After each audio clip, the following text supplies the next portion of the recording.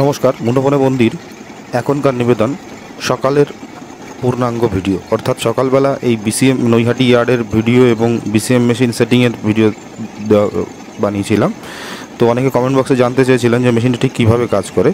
তো এই লম্বা চেন জোড়ার পরে এবং 3টে এক্সটেন্ডার লাগানোর পরে দেখুন চেনটিকে চালনা করা হয়েছে, এবং ভিডিওটি যাতে লম্বা না হয় সেই জন্য একটু ভিডিওর গতিবেগটা বাড়িয়ে দেওয়া হয়েছে 1.5x। তো অ্যাকচুয়ালি এত জোরে চেনটা চলে না, আরও অনেক আস্তে চলে। তো যাই হোক, তো এই যে লম্বা করে নিচ দিয়ে কাটার যে বারটি সেটি এগিয়ে যাচ্ছে, এবং এগোনোর সাথে সাথে এর মধ্যে থাকা চেনটি স্লিপারের নিচ দিয়ে যেটি চলছে সেটি কিন্তু স্লিপারকে কোনো রকম ক্ষতি বা না করে সামনের দিকে এগিয়ে যায়, এবং এই বরাবর যা কিছু থাকে পাথর, ধুলো, মাটি, গুঁড়ো সব কিছু কিন্তু চেন দিয়ে একদম নিয়ে চলে যায় ওপরে চালনিতে। এবং সেখানে চালাই হওয়ার পরে যে গুঁড়োগুলো থাকে সেই মানে চালাই হওয়ার পরে স্ট্যান্ডার্ড মাপে 3টে জালি থাকে। তো একটা বড়, একটা মিডিয়াম, একটা ছোট, সেই 3টে জালিতে চালাই হওয়ার পরে এর যে গুঁড়ো পাথর বলুন বা বালি সব কিছু কিন্তু মেন কনভেয়ার বেল্ট থেকে একদম পুরো সামনে ওয়েস্ট বেল্ট দিয়ে সে পড়ে যায়, এবং যা কিনা পাহাড়ের মতো জমা হতে থাকে। তো এইটা ছিল হচ্ছে ডিস্ট্রিবিউটার বেল্ট, যেখানে চালাই হওয়ার পরে স্ট্যান্ডার্ড সাইজের পাথরগুলো আবার ফিরে আসে এবং রেল লাইনের নিচে স্লিপারের নিচে পড়ে।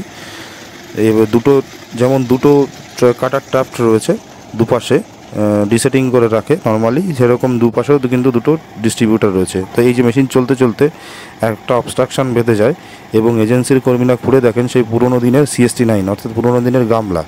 যারা রেল সম্পর্কে আগ্রহী তারা এই গামলার উপর দিয়ে রেল ট্র্যাক পাতা অবস্থায় ট্রেনে চড়েছেন, কিন্তু যারা এখনকার ছেলে মেয়ে তারা কিন্তু এই জিনিসটা দেখেননি। এটা পুরোটাই লোহার হয়ে থাকতো এবং রেল আটকানো হতো দুপাশে দুটো চাবি দিয়ে।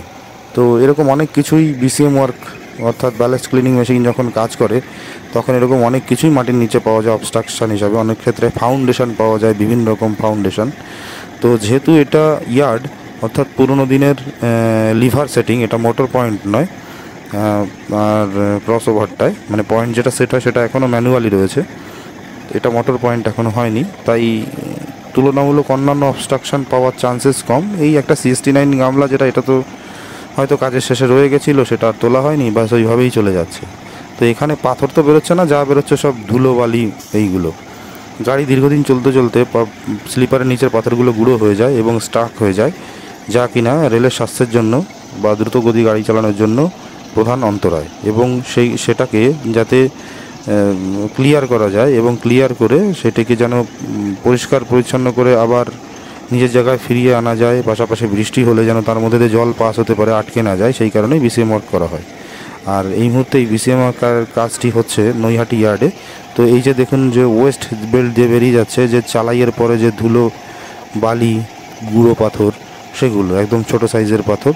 তো পয়েন্ট ক্রসিং যেহেতু এবং এর চওড়াই যেহেতু বেশি, এক্সটেন্ডার লাগানো হয়েছে, তাই কিন্তু এখানে নোংরার পরিমাণটাও বেশি, এবং এর কাছে যাওয়া যায় না কারণ ধুলোবালিগুলো নিচে পড়ে। তো এইটা হচ্ছে অপর দিকের কাটার ট্রাফট, ওটা ছিল ওই দিকের লম্বা যেদিকে এক্সটেন্ডার লাগানো, এদিকে অন্য একটা সাইডের কাটার ট্রাফট রয়েছে। দেখুন এইখান দিয়ে কিন্তু চেনটা উঠছে, এবং চেনটা যখন উঠছে তখন কিন্তু এর সঙ্গে ধুলো মানে যা পাচ্ছে স্লিপার নিচে সব কিছু কিন্তু তুলে দিচ্ছে। এবং এই জায়গাটা এতটাই বিপজ্জনক যে গত বছর লিলুয়াতে একটি এজেন্সির কর্মী তিনি অসাবধানতার বশে ভেতরে ঢুকে গেছিলেন, এবং রীতিমতো এই যে কাটার ট্রাফটে মানে যেখান থেকে চেনটি যাচ্ছে এই চেনের মধ্যে ঢুকে গিয়ে তিনি কিন্তু মারা যান। তো এই জন্যে এই কাজের কাছে সাধারণ মানুষকে ভিড়তে দেওয়া হয় না। তো এই পাশেও রয়েছে আর একটি ডিস্ট্রিবিউটার। তো মোট দুটো ডিস্ট্রিবিউটার রয়েছে, যাতে দুপাশের রেল অর্থাৎ লেফট রেল এবং রাইট রেল দুপাশেই পাথর দিয়ে ঢোকানো যায় মেশিনের স্ট্যান্ডার্ড সাইজে। এই যে চালাই মেশিন চলছে, এবং এখান থেকেই পাথরগুলো বেরিয়ে আসে এবং এটিকে নির্দিষ্ট মতো সেটিং করা যায়। তো এই ছিল মোটামুটি আজকের BCM ওয়ার্কের দৃশ্য। ভালো লাগলে অবশ্যই কমেন্ট করে জানাবেন।